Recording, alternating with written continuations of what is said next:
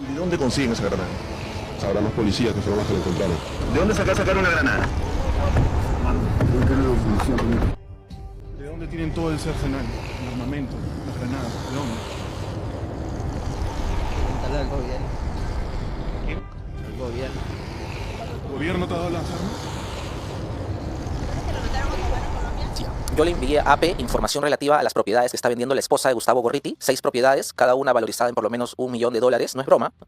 Las he hecho llegar acá a la producción, a otros medios de comunicación, y también le señalé los contratos de venta de armas del Estado peruano, tanto del Ejército y la Policía, a estas empresas israelíes. Por un lado, ISDS, que es la empresa donde trabajaba la hija de Gustavo Gorriti, empresa de propiedad de Leonardo Glesser, pero también contratos con la empresa IWI, que es una empresa la más grande en Israel, y que ISDS revendía repuestos para FAL y para UCI, subametralla subfusil, revende estos repuestos, y el Ejército peruano, la Policía, el Ministerio del Interior han estado comprando a esta empresa, directamente a IWI o por intermedio de ISDS. Y lo que es más grave, ISDS, la empresa de Leonardo Glesser, amigo de Gustavo Gorriti hace 40 años, según declaración del mismo Gustavo Gorriti, también está ofreciendo software para chuponeo, equipos de chuponeo, entre ellos el llamado IMSI Capture, que fue adquirido uno por la Dirandro, usando las partidas secretas de la Dirandro en el año 2014, bajo el ministro del Interior Morán, sí. Y otro IMSI Capture ha sido comprado por Harvey Colchado en la DIVIAC hace poco. Y ese equipo, desde septiembre del 2024, no se conoce su ubicación. ¿Equipo comprado a ese traficante de armas? Así, a Leonardo Glesser, supuesto que es un intermediario de IWI. Él sí es traficante de armas. Ojo, si uno googlea su nombre en YouTube, invito a tu teleaudiencia, al público,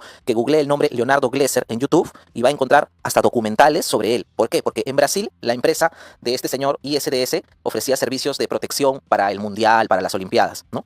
Y muchos investigadores de Brasil dijeron, qué bueno, contraten esta empresa. Pero ojo, esta empresa tiene varias observaciones. Tiene denuncias e investigaciones en Guatemala, Nicaragua, Panamá y El Salvador por entrenar escuadrones de la muerte. ¿Qué significa? Que han entrenado policías y paramilitares para ejecutar a personas que son consideradas supuestos delincuentes. Y ahí debe haber muchos inocentes que han fallecido también, los han perseguido. Esta empresa entrena en escuadrones de la muerte, trafica armas, entrena al ejército de Israel para que invadan Palestina, y no solo eso, también vende equipos de chuponeo. A ver, esta ISDS, sí, esta empresa, ¿desde hace cuánto le está vendiendo armas al Perú? Yo he encontrado contratos del año 2001. Estamos hablando de más de 20 años, casi 25 años. Terminando la gestión de Gino Costa. Gino Costa, miembro de IDL Seguridad Ciudadana, fue nombrado ministro de Interior en el gobierno de Alejandro Toledo, y cuando él deja el ministerio, justo él deja el ministerio y ahí había entrado en su gestión, entra toda la gente del Comité de Licitaciones del Ministerio del Interior. Él sale del ministerio y ahí justo se efectúa la compra a ISDS y a IWI, dos empresas de Israel. Y luego ocurre lo mismo durante el gobierno de PPK. PPK nombra a Fernando Zavala, director de Interbank, primer ministro, y el primer ministro, Fernando Zavala, de Interbank, nombra ministro de Interior a Carlos Basombrío, fundador de IDL. Pese a que el día de hoy en los chats de IDL, las ONGs, dicen, no, Carlos Basombrío no es de IDL. O sea, ¿cómo pueden tratar de falsear la verdad a ese punto? Pues porque yo creo que se sienten atrapados, ¿no? Carlos Basombrío hizo lo mismo. Durante su gestión se integró a gente al Ministerio del Interior que luego ocuparían cargos en este comité de licitaciones. ¿Sí? Carlos Basombrío sale del ministerio y automáticamente ahí, compran cascos, compran chalecos que no tenían certificación y cascos con sobreprecio. Y en septiembre, hace unos meses... ¿Es información corroborada? Sí. ¿Con sobreprecio? Por supuesto. Y en septiembre, Carlos Basombrío acaba de pedirle a Santibáñez, al Ministerio del Interior, que le paguen a su abogado César Azabache 123,000 soles. Es decir, nosotros estamos pagándole abogados a Carlos Basombrío, el fundador de IDL, por haber comprado chalecos antibalas sin certificaciones internacionales. ¿A quién se lo compró? A ISDS, la empresa donde trabajaba la hija de Gustavo Gorriti. Quiero aclarar que Gustavo Gorriti ha escrito en IDL, hay 4 artículos referidos a ISDS, 4 en defensa de ISDS, hay otros 2 neutrales. En uno de los artículos nada más, Gustavo Gorriti hace un disclaimer. Quiero declarar que yo soy amigo de Leonardo Glesser hace 40 años. Nos conocemos porque practicamos judo todos los fines de semana. ¿Y en qué momento dices, por si acaso mi hija y mi nieta también trabajan con él en su empresa? A ver. ¿Qué significa esto? Para que la gente lo entienda. Significa que la denuncia tiene que ver con Gustavo Gorriti, que es amigo de un traficante de armas que le está vendiendo por lo menos desde 2001, sí, a precios que parecen no ser los correctos. O sea, habría que hacer una investigación ahí. Una serie de armamento y de material relacionado a la seguridad a esta empresa, incluso con ministros que habrían sido cercanos a Gorriti y que también habrían confabulado, que habrían comprado ese tipo de cosas a lo largo de 25 años. De su misma ONG son. Salidos de IDL. E incluso la hija de Gorriti, ¿cómo es esto? La señora Edith Gorriti trabaja o trabajó para ISDS, esta empresa de traficante de armas. Sí, por supuesto. En la página web de ISDS, si uno revisa el historial de la página web, puede notar esto, que del año 2005 al 2010 figura como trabajadora de la empresa ISDS, como coordinadora de ventas, una persona que se llama Edith Tusouri. Yo dije, ¿quién será Edith Tusouri? Entonces me puse a buscar en internet y veo que Edith Tusouri es una persona que vive en una comunidad judía ortodoxa en Estados Unidos. ¿Y quiénes son los padres de Edith Tusouri? Su padre se llama Shea Tusouri, también un ciudadano de origen israelí que vive en Estados Unidos, que se dedica a la venta de inmuebles. Y su madre es Edith Gorriti. Es decir, ella se llama Edith Tusouri Gorriti, ¿no? Esto fue del año 2005 al 2010. Posteriormente, en el año 2010 al 2015, el cargo que ella tenía como coordinadora de ventas de ISDS... Esta Edith Tuzori Gorriti. Supuestamente la nieta de Gorriti. Sí, luego en el 2010 ella deja ese cargo y quien asume el cargo en la empresa es Edith Gorriti, su mamá. Es decir, la hija de Gustavo ¿Y cómo Gorriti. sabemos que es la hija de Gustavo Gorriti? Porque yo busqué que Edith Tuzori es hija de Shea Tuzori con Edith Gorriti. Ajá. Y buscando en internet vi que era familiar de Gustavo Gorriti. Ojo, cuando Gustavo Gorriti pide garantías para su vida y le pide a la Corte Interamericana de Derechos Humanos que le dé garantías, corte donde trabaja el hijo de Carlos Rivera, de IDL, la Corte le da las garantías, pero algo extraño, solo le da garantías para su esposa, Esther Delgado Bedoya, esta corredora inmobiliaria, le da garantías para su hija Galia Gorriti y para su otra hija Dafna Gorriti, que se llama igual que la hija de Baruch, ¿no? Pero no pide garantías para su tercera hija, para Edith Gorriti Bengle. ¿Por qué no pidió? Para que no figure su nombre, ¿no? Y estratégicamente no figura su nombre. Lo busqué en SUNAT y Esther Gorriti Bengle, la primera hija de Gustavo Gorriti, le ha entregado un poder a la esposa de Gustavo Gorriti, es decir, a su madrastra, que se llama Esther Delgado Bedoya. Le ha entregado un poder para que sola firma pueda representarla aquí en Perú. ¿Qué intereses puede tener la coordinadora de ventas de una empresa de tráfico de armas en Israel que le vende a África, a México, a Brasil, para que le dé un poder a la esposa de Gorriti acá en Perú? Esa es la pregunta. ¿Sí? La pregunta, a ver, lo que Gorriti puede responder a eso, perfecto, no, habría que buscarlo a Gustavo Gorriti. Santi, hay que mañana, hoy día, hay que preguntarle, sí, la verdad, hay que buscarlo, porque estamos recogiendo la denuncia de parte de Gino Román, hay que ver qué cosa es lo que dice el propio Gorriti, ¿verdad? Pero lo que él podría decir, asumo, entiendo, me imagino, Gino, es que lo que hacen mis amigos no tiene nada que ver conmigo. A ver, el señor Glesser puede estarle vendiendo una bomba atómica al Perú también, y eso no tiene nada que ver conmigo, son sus temas privados de él. Claro, bueno, él dirá que no tiene nada que ver con el hecho que su hija y su nieta sean contratadas por un traficante de armas israelí, ¿no? Pero si son amigos hace 40 años, hacen judo todos los fines de semana en Lima, se entiende que le habrá dicho, oye, mi hija es psicóloga, ¿no quieres contratarla para que te reclute mercenarios y les revise sus currículums? Ah, sí, está bien, pásamela. Porque esta empresa también se dedica a esas cosas. Esta empresa tiene un lado legal. Vendo armas a ejércitos. Brindo seguridad para eventos, para espectáculos deportivos grandes, olimpiadas, mundiales. Pero también tiene un lado ilegal. Trafica armas, entrena escuadrones de la muerte. Y yo digo, ¿no será que estas propiedades que vende la esposa de Gustavo Gorriti, Esther Delgado Bedoya, esas propiedades son propiedades que están a nombre de la otra hija de Gorriti? Y por eso le ha dado el poder a su mamá, porque su mamá muestra los inmuebles. Yo tuve la oportunidad de conocer a la esposa de Gustavo Gorriti viendo un inmueble. Me iba a mudar a Surquillo y a Aurora, por Miraflores, y me mostró un departamento muy bonito. Por lo menos ese departamento valdría más de $500,000. Gino, a mí lo que me causa curiosidad es por qué cuando tú enviaste esta denuncia que has traído acá a Betel y que la has compartido con otros medios también, se le enviaste a AP, que es una agencia conocida, saltó inmediatamente una respuesta a tu bandeja que provenía del ex productor de Telemundo que trabaja en AP actualmente y que te trató en términos bien complicaditos, o sea, como medio amenazándote por la denuncia que estabas emprendiendo. Es ilógico que un periodista amenace a otro periodista por la denuncia que este está haciendo con un tercero, un privado, con un XX. Ahora hay un tema. En mi investigación, que yo solo he publicado en la primera parte, en la tercera parte menciono a Fernando Llovera. Pero ¿cómo él podría haber sabido que yo lo iba a mencionar si esa información no se la pasé a AP Prensa? Sí, ¿no? Pero él también está involucrado. ¿Por qué? Porque hubo una época donde los periodistas estaban recibiendo partidas secretas de la Dirandro, de la Tibiac, a cambio de hablar bien de ellos, a cambio de ser las fuentes. A ver, ahí te responde a algo. Permíteme leerlo. Mantengámoslo ahí, por favor, Angelito. Regresa a la anterior imagen. Esa es. Ahí, pongámosle pausa, por favor. Dice, es lo que te contesta este señor Llovera, ¿verdad? Fernando, ¿verdad? Sí. No es Daniel, sino es Fernando Llovera. El periodismo de investigación es una cosa, el panfletismo es otra, dice. Usted no tiene idea, es que no veo bien, con quién está tratando señor Román. Ojo. Le recomendaría informarse bien. No se imagina la cantidad de tonterías fantásticas que se pueden encontrar en una ficha de inteligencia. Así es. Dicho esto, creo que ya no tenemos nada más que hablar. O sea, te está diciendo, cuídate de lo que estás hablando porque te puedo sacar cualquier cosa a ti. Y quiero mencionar algo muy interesante. Mira, Carlos Basombrío, que es investigado en la fiscalía por este caso, esto está judicializado, ¿ok? Han salido a decir, no hay carpeta fiscal, no hay nada. Sí, por favor. Esa es la gente que paga IDL o que están en sus chats, que los están mandando a decir, es mentira, es fake news, no hay carpeta. Carlos Basombrío en septiembre de 2024 ha mandado un oficio al ministro Santibáñez pidiéndole, dame 123,000 soles para pagarle a César Azabache para que sea mi abogado. Ya César Azabache es su abogado, ya lo estará defendiendo. Y quiero mencionar algo muy curioso. En el año 2018 me acusaron de feminicidio, violación y secuestro por haber presentado una demanda en el Poder Judicial contra el Grupo Intercorp. ¿Quiénes fueron los abogados que me trataron de meter a la cárcel? César Azabache, hoy abogado de Carlos Basombrío, Cruz Silva, la de IDL, y 3 abogadas de Flora Tristán. Ese grupo, todos son de la coordinadora IDL, César Azabache, y las 3 abogadas de Flora Tristán fueron las que trataron de meterme a la cárcel. Y en paralelo, la Coordinadora Nacional de Derechos Humanos, donde Jenny Dador es hermana de un accionista de Interbank, les dio espacio en la televisión, en Exitosa en esa época, y Manuela Ramos, también de ese grupo, me dedicaron un video, un documental, donde decían que yo era un abusador, un violador, un feminicida, solo por haber investigado y denunciado al grupo Intercorp. Y ahora noto lo mismo. Estoy investigando a IDL, a Gustavo Gorriti, y señalo con pruebas que su hija trabaja para un traficante de armas, y que 2 ministros de IDL, Carlos Basombrío y Gino Costa, han metido al Estado a gente que luego integró estos comités de selección. Esto es algo objetivo. Ok, ya, por lo menos, a ver, discúlpame, Gustavo, no tengo el honor de conocerte, la verdad, me han hablado muy bien de ti, que eres un periodista de altas calidades y todo lo demás, pero como periodista tengo que mínimamente preguntarme, o sea, hacerme la pregunta, ok, tu hija trabaja acá, tus dos ex aliados en IDL, no sé si todavía siguen siendo, pero gente muy cercana a ti, han sido ministros o han tenido que ver, y este señor le ha vendido armas al Perú desde hace tanto tiempo, y viene luego supuestamente alguien que está ligado a ti, o un periodista X que trabaja hoy en Telemundo, que tiene que ver con AP, y le hace esta amenaza al periodista que está abriéndose camino en lo que él considera es una investigación en ciernes, con una duda razonable. Lo mínimo que tienes que hacer es abrir las cosas y decirnos las cosas como son, ¿no? O sea, si no hay nada que temer, si tu hija encontró esa chamba por sus propias calidades profesionales, y si los dos exministros ligados a IDL o de alguna manera amigos tuyos tuvieron que ver con esta venta de armas, tienes tú que salir rápidamente y decirlo, pues, ¿no? Porque es extraño por decirlo menos esto. Y esto ha sido recogido por una congresista, contra la que yo tengo N cantidad de... A mí María Agüero no me gusta mucho, la verdad. Creo que no me gusta nada. No por el pensamiento que ella tenga, sino por sus maneras. Pero me parece interesante y bien que haya una congresista que haya solicitado información a Contraloría, me imagino que también va a hacerlo con Mininter, con el Ministerio del Interior, sobre estos contratos, ¿no?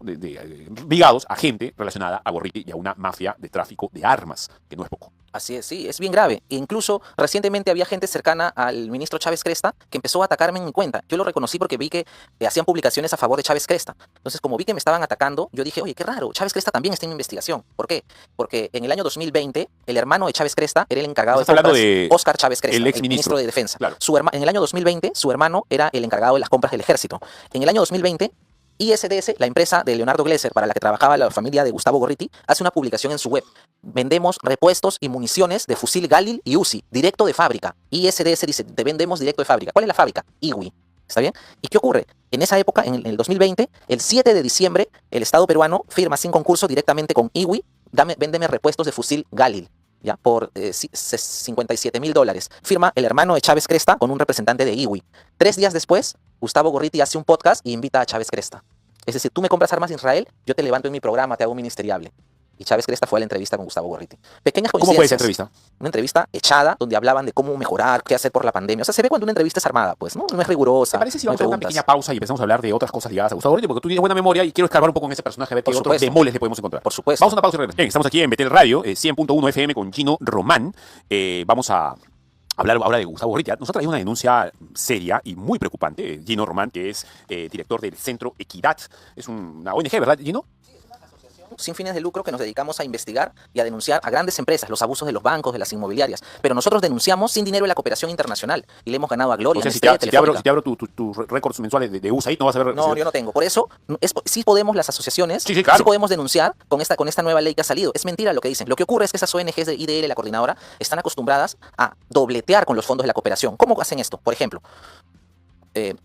Flora Tristán. Flora Tristán presenta en un año cerca de unos 20 proyectos de cooperación. Okay. Los 20 los gana, porque tiene muchas señoritas muy capacitadas, muy expertas en proyectos, en estos temas, ¿no? Reyes del PowerPoint, como se le dice. Por supuesto. Entonces son expertos, ganan los fondos. ¿Y qué ocurre? A veces cuando uno declara los fondos, a veces pides dinero para alquiler en todos. Tú ya tienes tu local, ¿no? O incluso tienes un local que alquilas, alguna conocida, ¿ya? Pero nada te impide a ti que como ONG asociación declares el mismo monto de alquiler a todos los proyectos de cooperación. ¿Por qué? Porque un fondo de cooperación es de Estados Unidos, otro fondo de cooperación es de Canadá, otro es de Francia. Son contribuyentes de diversos países. Ajá. Entonces uno está en serio, como quien dice, en la libertad de decir, ya, acá voy a declarar que me estás pagando un año de alquiler de este local. Acá también declaro lo mismo, un año de alquiler de este local. ¿Y qué es lo que ganan ahí? ¿Qué es lo que ganan? Poder tener un dinero extra que nunca termina pagando a esta persona porque es cercana, afiliada a la asociación, y ahí tienen un dinerito que ellos se meten al bolsillo. Ese es el modus operandi en el que las ONGs le roban a la cooperación internacional. Por eso son grupos herméticos. Por eso si revisas bien los apellidos, y por ejemplo el blog que se llama Casa Oligarcas, esta persona que es un abogado de derecha, Iván Oré, identificó que la mayoría de ONGs, APRODE, Coordinadora Nacional de Derechos Humanos, IDL, todos ellos, todos eran familia. Todos eran descendientes de un expresidente de Perú que apellidaba Iglesias. También es familia de Gino Costa, de José Eliche. Todos eran familia de este presidente que fue miembro del Club Nacional. Es decir, existe todo un ecosistema de ONGs y todos son familia. Todos pertenecen a la familia Pardo, a la familia Iglesias. Justo me estás dando pie para hablar de algo interesante. Voy a mencionar solamente 2 palabras y voy a mandar a la nota. Planet Parenthood y Promsex. Claro. Dupla dinamita pura cuando se juntan esos dos. Veamos esta nota. ¿Qué tiene que ver Planet Parenthood, esa organización internacional abortera hasta la pared del frente, culpable de varias muertes, millones de muertes de bebés? Y esta Promsex, una ONG peruana dedicada a la promoción de la salud sexual y reproductiva, como llaman las feministas ahora, pues no, que es que es básicamente aborto, básicamente ideología de género. Román, investigador del Centro de Equidad. ¿Y cómo funciona esta figura? A ver, ¿cómo es? O sea, hay una ONG bastante feminista, feminazi, para decirlo de alguna manera mejor, que está recibiendo dinero de dónde? Recibe dinero del Estado, recibe dinero de afuera y también le cobra a la gente que supuestamente va a pedir ayuda. Sí, a ver, explícame cómo es este ecosistema, como dice. A ver, la fundadora de Promsex ha candidateado al Congreso por PPK. Ella es Susana Saldaña, pues, no es Saldaña, bueno, se me fue el apellido, ya. La cosa es que esta ONG no es solo cuestionada por estos temas que han sacado, que han sacado acá tu reportaje, ¿no? Muy bueno. Sino quiero mencionar algo, un pequeño paréntesis. Hace algunos años, el periodista Gabriel Arriarán, es alguien público, fue contratado por Promsex para hacer una investigación, unas encuestas sobre trata de personas en Madre de Dios. Gabriel Arriarán fue todo. ¿Y qué ocurrió? Que conoció a una señorita que era una víctima de trata de personas, ¿está bien? Pero por temas trata de personas. Víctima de trata de personas, era explotada sexualmente, ¿no? Y él le hace una encuesta, ¿no? Y luego entrega la encuesta, la ficha de esta señorita a Promsex y ya está por terminar su trabajo, todo, y se entera que esta señorita acababa de ser detenida en una redada en una minera, informal en un campamento minero, y había sido detenida y estaba siendo acusada por la Fiscalía de trata de personas. Es decir, la señorita víctima de trata de personas estaba siendo acusada por la Fiscalía de ser tratante. Él, como un periodista, dijo, bueno, voy a reportar el tema. Se entrevistó con la chica, trató de ayudarla y dijo, bueno, yo te acabo de hacer una ficha en la que figura tu historia de trata. Voy a ir a Promsex a pedírsela porque esto puede ayudarte en tu juicio. Fue a Promsex, conversa con Susana Chávez, la directora de Promsex, y le dijo lo necesario que era usar esta ficha para apoyar a la señorita y que no sea acusada de trata de personas. Y la directora de Promsex se negó a darle la ficha donde figuraba que esta señorita era una víctima de trata. ¿Por qué? Porque simplemente se negó. ¿Por qué? Porque hay una gran organización que criminaliza a las trabajadoras sexuales. Así como ocurre acá en Lima, que las detienen, abusan de ellas, las encierran en las comisarías, todo para financiar el lavado de activos de ciertos personajes políticos. Lo mismo ocurre en Madre de Dios. Entonces a las víctimas de trata las criminalizan y las meten, las encarcelan o las desaparecen. Promsex, en lugar de apoyar a este periodista, que fue su ex trabajador, y facilitarle solo una foto de la ficha, que solo finalmente es la chamba de Promsex, ayudar, y no lo quiso hacer. Y este periodista se indignó tanto que hizo una publicación en internet y todos lo acusaron de machista, misógino, pero lo que hizo bien fue escribir un libro. Ha escrito un libro contando esto, cómo las ONGs se lo que hacen estas señoritas y que no quieren ayudar. Insultar. Así es. ¿Por qué las ONGs acá, Flora Tristán, Manuela Ramos, que están por acá, por Jesús María, por Lima, por qué no ayudan a las víctimas de trata del Tren de Aragua, que están un poquito más acá en Óvalo Bolognesi y Plaza 2 de Mayo? ¿Por qué no se meten con ellas? ¿Por qué? Porque hay dueños de hoteles ahí que se benefician. Y estos dueños de hoteles están vinculados a organizaciones, a partidos políticos. Y hay una gran mafia de la trata de personas y quiero mencionar que Promsex es parte del problema de la trata de personas. Qué curioso, no quisieron ayudar a una señorita víctima de trata a salir de la cárcel, pero siguieron presentando proyectos de, hay que ayudar, hay que combatir la trata. Y ya sabemos qué es lo que ocurre. La APSI, en sus 20 años, no ha fiscalizado. Le permite a ellas decir, ya Gabriel, yo te voy a mandar a Madre de Dios todo pagado para que me hagas encuestas y les dan 15.000 soles, pero ya se quedan con 100.000. Y lo mismo ocurre ahora en esta clínica Impares. ¿Por qué? Impares en los jóvenes es muy conocida, tiene muy buenos servicios, pero yo no sabía que tenía ese presupuesto millonario. ¿Por qué le cobran a la gente hasta el 2015 nada más? ¿Por qué le cobran tanto a la gente si podrían subsidiar los servicios? ¿No? O sea, están replicando los modelos con fines de lucro de las clínicas bajo la fachada de la ONG. Ahora, a ver, explícanos cómo funcionan las ONGs así de este tipo, de este corte, medio globalistas, medio pro ideología de género, medio pro aborto. Cobran por todos lados. Sí, por supuesto. No solamente Promsex, también la Coordinadora Nacional de Derechos Humanos. Cuando hubo las marchas por la caída del gobierno de Pedro Castillo, y perdón, en las marchas también por el cierre del Congreso, cuando cae Vizcarra, hubo unas marchas promovidas por Merino por unos días. Yo conocí a un joven que fue herido por un perdigón acá en el cuello, y él me comenta que la coordinadora estaba llevando su caso. ¿Está bien? Sí, la Coordinadora Interamericana de Derechos Humanos. No, la Coordinadora Nacional de Derechos Humanos. Perdón. Donde está Jenny Dador, que es hermana de un accionista de Interbank. La CCNNDDHH, Coordinadora Nacional de DDH, así es. Entonces, aparte de que ellos habían conseguido ya 2 fondos internacionales para defender a luchadores sociales que habían participado en manifestaciones, ya tenían 2 fondos de cooperación internacional, ya estaban cubiertos los honorarios de esos abogados, Mar Pérez, Carlos Rivera. Que poquito no cobran, ¿no? Y Dacia Escalante, que era amiga de Otárola, y no sé por qué la Coordinadora Nacional de Derechos Humanos la contrató como abogada. Ya estaban cubiertos sus honorarios. En algunos casos han logrado la liberación de los chicos, como de Oscar Bellido, Vladimir Molina también ya salió. Y luego, una vez que han salido, les han querido cobrar el 30% de la indemnización. ¿Cómo? Porque el Estado, la Coordinadora Nacional de Derechos Humanos, Jenny Dador, se reunió con el gobierno de Dina Boluarte para negociar cuánto iban a ser las indemnizaciones por muertos y por heridos. Y las ONG querían chapar su pedacito ahí también. Y luego ya habían cobrado la cooperación. Están recibiendo honorarios del Estado, porque ya ganaste el caso y te corresponde que te devuelvan los gastos. Y a la víctima, a mi amigo que recibió un perdigón acá en el cuello, les querían cobrar el 30% de sus ¿Cuál honorarios. es el razonamiento para pedirle plata a la gente si ya están cobrando un montón de dinero por otro lado? Fue tal el acoso que mi amigo se fue a Francia. Querían su tajada. No, tú sabes, ya tenemos un acuerdo. Yo le dije, no le des, y se fue a Francia. No te miento. Así como este periodista Fernando Llovera me amenaza, me escribe con que va a publicar cosas sobre mí, estas ONGs también le exigen el pago del porcentaje de la indemnización a las personas que han representado. Y ese es un ejemplo, lo que me está diciendo, esto debe ocurrir masivamente, digamos. Yo solo conozco el caso de la Coordinadora Nacional de Derechos Humanos, que agrupa a 80 ONGs. Agrupa a IDL, a Flora Tristán, a PRODE, ¿no? A las Manuelas. a Sede Paz, así es. A ver, se les va a acabar el tiempo a estas instituciones deleznables, de verdad, de hipocresía abyecta, de verdad, se les va a tener que acabar el momento, en algún momento eso va a tener que acabar. No se puede traficar, porque lo que están haciendo ellas es traficar con el problema de la gente, porque, Así es. porque la gente, es evidente, hay un problema social que se tiene que resolver. A ver, hay chicas que son violadas, hay chicas que están medio de la trata, hay sujetos que le están pegando a las mujeres, eso es verdad, Así y es. eso se tiene que solucionar, el Estado tiene que tomar cartas en el asunto, pero traficar con esto, o sea, pedir por acá, chapar por acá y también a la gente pedirle la suya. Y 30%. no solucionar el problema. Mantener la ruleta del problema girando para que le siga llegando dinero a ellos. Porque la verdad no han hecho nada tampoco por el problema. Están actuando estos hace 20 años y es peor todavía ahorita. Como en el caso de Madre de Dios, esta era una red de trata, que la red de trata tenía policías que acusaban a la víctima, que los sí. había echado, ¿no? Y la ONG, en lugar de solidarizarse con la víctima, Promsex, decidió no darle la ficha, ¿no? Con cualquier argumento. Esto está documentado en el libro Frontera Pirata, del periodista Gabriel Arriarán. A ver, Gino, ¿y alguna vez Gustavo Gorriti ha hablado sobre el tema? ¿IDL se ha expresado de alguna manera sobre estas ONGs? ¿A favor o en contra? Bueno, en alguna oportunidad yo me acerqué a IDL. En el año 2018 yo fui a IDL y le dejé la demanda contra el grupo Intercorp, que había hecho junto con otras 3 asociaciones de defensa al consumidor. Pero ahora No ¿qué vas a recibimos decir? fondos. Chambea, ¿no? Le dejé la demanda. Hablé con el periodista Hernán Florínez de IDL y me dijo que Gustavo estaba en la puerta acá del costado. Me dijo, sí, vamos a sacar la denuncia. Yo dije, sí, no, de verdad lo van a sacar. Gustavo no es amigo de Zavala. No, no es amigo. Recuerdo que este periodista Hernán Florínez se tapaba mucho la cara. Yo me fui. ¿Qué pensaba? ¿Que Nunca estaban más. grabando? Sí, nunca más me ha contestado un chat, una llamada. Ni Hernán Florínez, ni Carlos Yancul, ni Carlos Rivera, ni Gustavo Gorriti. ¿Y qué hicieron? Luego ellos presentaron su misma demanda por el oligopolio de farmacias contra el grupo Intercorp. Y a ellos sí los levantaron en medios La República, todos ellos. Y han pedido cooperación internacional diciendo, ay, danos un fondo Farmamundi porque estamos luchando contra el oligopolio de farmacias. Ellos son como una camarilla. Son varias ONG, son 70 ONGs, la Coordinadora Nacional de Derechos Humanos, que han acaparado los fondos de la cooperación internacional. Lo digo, ¿por qué? Porque yo también tengo mi asociación, que es el Centro de Protección al Ciudadano Equidad. Y hasta el año pasado tuve la oportunidad de representar a todas las asociaciones de protección al consumidor del Perú, en el Consejo Nacional de Protección al Consumidor, ¿no? Ahí estamos 109 asociaciones de defensa al consumidor a las cuales yo representaba, y de las 109, en 20 años, no hemos recibido ni un sol de la cooperación internacional de USAID, y le hemos ganado a Telefónica, Claro, Cineplanet, Odebrecht, Interbank, BCP, Gloria, Nestlé, le hemos ganado a grandes empresas, a Apple, a Telefónica, sin dinero de la cooperación. Entonces me da una vergüenza ver a las ONGs haciendo una publicidad diciendo, contratan a esta actriz Paulina Bazán, que es de Alianza Lima, ¿sí? La contratan para hacer publicidades diciendo, sí, el Congreso quiere cerrar las ONGs, quiere acabar con nuestra labor, con esta ley. Eso es mentira. Solamente se quieren fiscalizar porque las ONGs han estado lavando activos. Esto lo ha señalado la SBS. La SBS emitió un informe que señala que la Unidad de Inteligencia Financiera solo ha supervisado a 10 ONGs en 20 años. O sea, lo que dicen en esta publicidad que saca la Coordinadora Nacional de Derechos Humanos, que ya son supervisados por la SBS, la Unidad de Inteligencia Financiera, es falso. Gino, si es verdad que estamos lidiando en este problema con organizaciones criminales travestidas como ONGs, si es verdad, tienes que cuidarte. Me trataron de mandar a la cárcel en el Tienes que cuidarte. 2018. O sea, gente como tú se tiene que cuidar, porque Sí. entiendo que no les debe caer nada bien para empezar a Gustavo Gorriti y a su gente. Bueno, a mí me dieron una beca, las de Flora Tristán me becaron en estudios de género todo un año, en el año 2011. Entonces yo me sorprendo cómo me dicen, no, tú las odias, tú eres un machista. Perdón, yo soy becado de Flora Tristán. Yo estoy agradecido del conocimiento que adquirí estudiando con ellas. Las conozco bien, me han regalado libros, me he formado. Luego, gracias a eso, tuve oportunidad de ganar otra beca. En un tema así también de género, que le llaman masculinidades. Pero no porque me he ganado una beca me voy a quedar callado, que es lo que ellos hacen, están acostumbrados a darle una beca, te consigo un trabajito acá en Interbank, te consigo un trabajito acá en un sindicato del extranjero. Así están acostumbrados a premiar a su gente. Y al día de hoy están mandando gente que ataca por redes sociales, que denigra y que tratan de falsear la verdad. Dicen que todo es fake news, pobrecito Gorriti.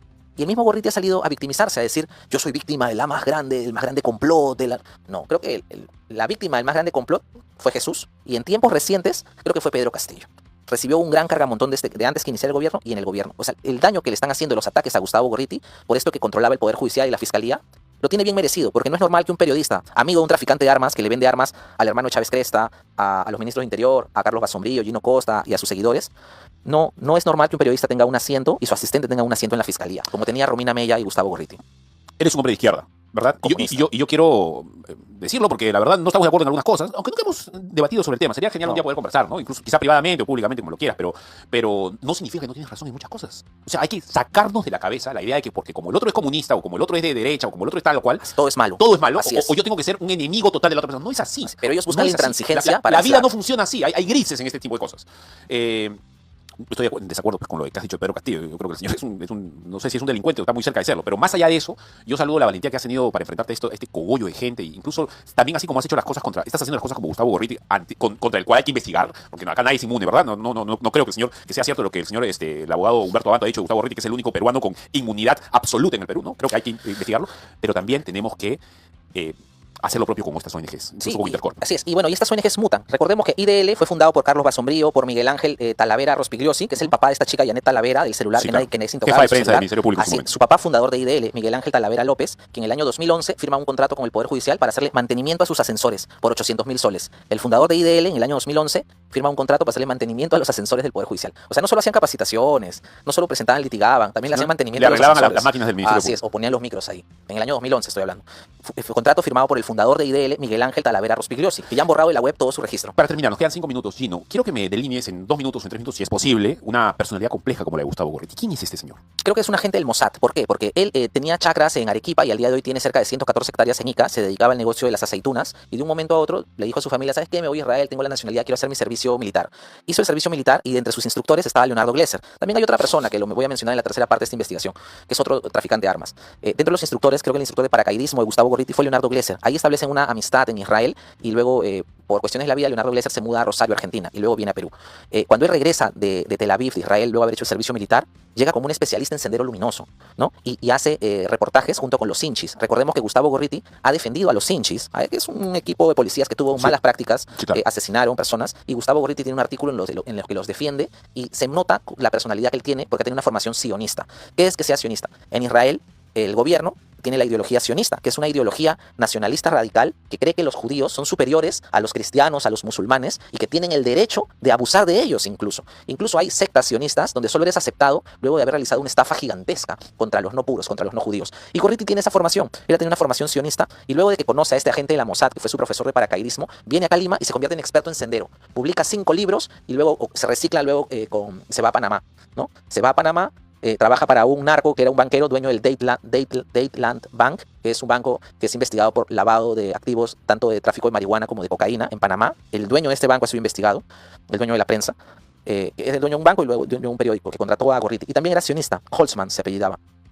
Gorriti, en Panamá también la empresa ISDS donde trabajaba la hija de Gorriti ya también vendía armas a Panamá, también está investigado por vender ¿Se puede armas a probar Panamá. todo Sí, y justo ¿Cómo Gorriti se puede probar? sale de Panamá por los contratos, se puede solicitar por acceso a la información todos los contratos de compra de armas y entrenamiento militar de estas empresas. Acá en Perú ya lo solicitó la congresista María Agüero, pero falta a nivel internacional. Luego de que Gustavo Gorriti se posiciona ya en Panamá y regresa acá, ayuda a Alejandro Toledo en su campaña, todos lo hemos visto a Gorriti asesorando a Alejandro Toledo, y cuando Alejandro Toledo gana las elecciones, nombra como ministro de Interior a Chino Costa, que era director de IDL Seguridad Ciudadana, se llamaba en ese entonces. Posteriormente, PPK, que era el primer ministro de Toledo, cuando llega al poder, nombran como ministro de Interior a Carlos Basombrío, también de IDL, ¿no? Y qué curioso que la hija de Carlos Basombrío a la fecha, me parece, trabaja en Panamá para una empresa de Fernando Zavala que se llama Promotic. Mucha Qué curiosidad. interesante. Nos estás dando buenas ideas, seguramente vamos a conversar después del programa en privado. Bien, muchas gracias, Gino, muy amable. No, gracias a ti, Fabricio, y a todo tu equipo por sacar esta información que no sale, porque las ONG son muy poderosas. No, y tienes toda la libertad para cortar y viralizarlo desde tu punto, desde tu red, porque nosotros también vamos a hacer lo propio. Ya, genial. Saludos para todos los que tengas contacto y para todos tus amigos. Un Muchas gran gracias. abrazo. I can't see the issue. Yeah, believe me, I need to keep myself alive.